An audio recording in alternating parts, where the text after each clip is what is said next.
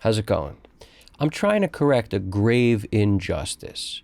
There's a guy who's responsible for me loving music as much as I do, and everyone else, mainly 90s and 2000s, we grew up with that stuff running through our blood. It was mostly mixed by one guy.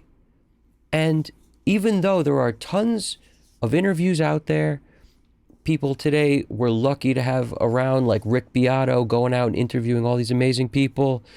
Pensado's Place, another platform that's been around for years, interviewing amazing mixing and mastering engineers to get to the bottom of, their thought process, producers, their thought process. Well, what about the guy responsible for, let me just read the list. I might as well just read some of the stuff, and I'm going to try to throw it up on the screen, but this is who I'm talking about. And I'm going to go down this list and just name a few that jump out to me, all right? Core, Stone Temple Pilots, Pearl Jam verses in 93. There's so many, and I'm going to miss a few that people are going to know are huge. But Purple by Stone Temple Pilots, 94. Vitalogy, Pearl Jam, 94. And these are just the ones that meant a lot to me. So I may miss something, but as I go through the list, Tiny Music, Stone Temple Pilots, 96. Yield, Pearl Jam, 98. Number 4, Stone Temple Pilots, 99. The Battle of Los Angeles, Rage Against the Machine, 99. Issues by Korn, 99. Offspring, Conspiracy of One in 2000. Shangri-La Di Da, Stone Temple Pilots, 2001. Drops of Jupiter by Train. Everybody knows that freaking song. 2001. What else? I mean, like, this is like, I'm a quarter of the way down this list. And the amount of stuff on here is absolutely insane that this guy has worked on. And the reason we love it is mostly because when he recorded bands, he generally mixed them. So the way we're hearing the sounds coming out of the record is because he loved it that way, that it got to the mix that way, and that's the way we hear it. And guess what? We all love it too. So this is a guy who was able to mix consistently. I mean, Audio Slave Revelations, Audio Slave, the album after that, I just lost it on here. Yield by Pearl Jam, 98. Super Unknown by Soundgarden, 94. Get a Grip by Aerosmith, 93. He mixed these. These are the best sounding albums ever. And some of these, like Truant, Alien Antform, 2003, that album sounds amazing. Like, these albums are just, I had no idea he did all of these until I started looking at this. I knew he did a ton of them, but I didn't know he did all of these. Chocolate Starfish, Limp Bizkit, 2000. Whether you like the bands or not, it's not even relevant. The sonics coming out of these freaking things, the sonic picture this guy was able to paint is mind-blowing. And guess what? I watched an amazing video with Warren interviewing Michael Beinhorn, and he's the producer of Super Unknown, and this album was mixed by Brendan O'Brien. And guess what? That whole interview, which was amazing, I love the interview. I recommend you watch it because it's amazing what went on to record that album and how it was done, and Chris Cornell. It's really cool to hear it all. But guess what? There's all this layering and stuff where Michael Beinhorn says that, Brendan had a bit of a hand in constructing the way this sounds. He had a hand in the composition. But guess what? I'm almost positive, and I don't know this for sure, but he probably didn't get any writer credit. They mention his name in that video once, I think, and they just say Brendan. Maybe it's twice. I don't know. I didn't watch it 100 times to know for sure, but I watched it once, and I only heard Brendan. I didn't even hear Brendan O'Brien. The point is, the producer gets a lot of the credit for all this stuff. And I'm not trying to diminish their role. The producer role is critical. But Michael Beinhorn does say, even in that same video I'm referring to, give credit where credit's due. And he credits his engineer, Jason Corsaro. And he mentions Brendan's name only once. I watched so many Rick Rubin interviews And Rick Rubin is amazing. I love the dude, great producer. I don't think I've ever heard him say Brendan's name. Maybe it's happened, but I just missed it. But my point is, why everybody tight-lipped, so quiet? And where is this guy now? Why are there no interviews from him? Why can't I find any access to his brain? Where is he? I've mentioned this. I've actually commented on a couple Rick Beato videos. Why is he the forgotten man?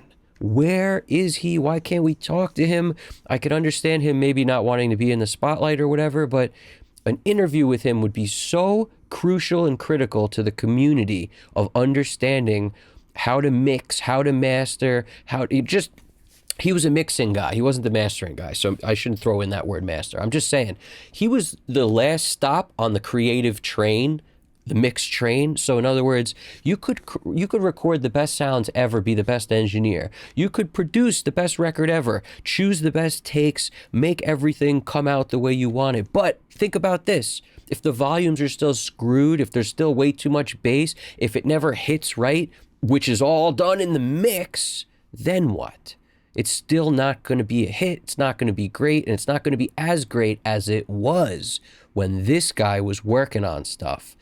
I mean, you can't deny that music sounds different today than it ever did like years back, but that's also a symptom of the decade. Decades mean different tools, and different tools means different sounds. So that's why analog sounds different than digital, and that's just the way it is. But that you never lose that ability that he has. He honed the ability to make things sound amazing. He had a picture in his head or whatever, however he did it. We don't know. There's like 10 minutes of footage of him doing an interview from 10, 15 years ago, and he's already talking about back then that his phone was drying up and not a lot of people were calling him and this and that. So he had to give up his studio or whatever. But I don't understand it. It makes no sense to me. Was he blackballed? What's the story? Did he say something wrong, join the wrong team in some fashion, or a political view? What was it that brought this guy from doing everything to doing practically nothing when it comes to being hired all the time? Because you don't lose the ability once you hone the ability to hear the way he was able to hear and get the results he was able to get, you don't lose that. I have a hard time believing you just lose it. So why did he disappear from the limelight? Where is he? He was never in the limelight because, a mixing engineer's job is a lot, I guess, less glamorous than a producer's job in some way. And producers tend to get all the credit.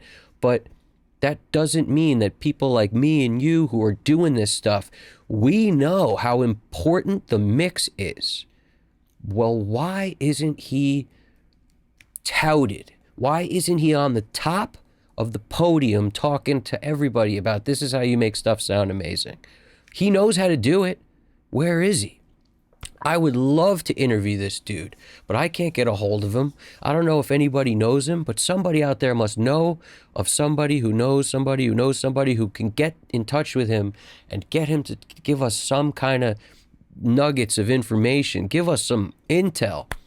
There's magic in this dude's brain, and we can't let enough time go by where then he disappears forever. We can't lose him before we get that genius. So it doesn't have to be me. Anybody could take the role of interviewing this guy if they're willing to do it right, the way Rick Beato would, the way Warren does on Produce Like a Pro. Anybody who can get this guy to give us his story and talk to us. I would love to know where he's at, because was it a choice? Was it his own choice? I just want to know something. And I want to know the story. I want to know if anybody has information, throw it in the comments. If there's any way that we can somehow bring about this guy's knowledge coming to our community, talking about it, that would be fantastic. All right. I would have loved to have heard him on a Pensado's place or something. And it just makes no sense why we can't find information on him. Where is he? It's up to us to keep the history alive, because this is the history. When I look at this guy's list, it's absolutely mind-blowing. Somebody who did all this stuff. He's the reason I love music as much as I do. Because, yeah, I grew up on old school stuff too. Zeppelin, Hendrix, Janis, the Stones, the Beatles. I listened to all of that. And I also listened to all of this, and they had equal parts in my heart as far as making me love music the way I do.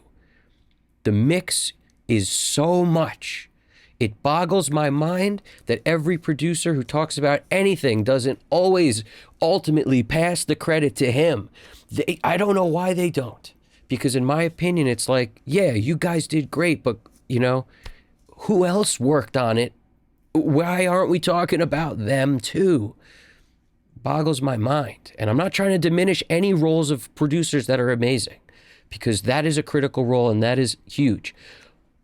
But let's talk about the slightly less glamorous side, the mixing side. Where is that guy talked about? He's the forgotten man. So it's up to me, I feel like, to bring this up. Let's get other people talking about it. Let's get an interview from this guy. It should not go unnoticed. We need to talk about this dude, Brendan O'Brien. All right? So you guys got this. This is Evan Jaffe, Custom Cut Studios. All right? I'm here for you. Everything's in the description. Take it easy. See you soon.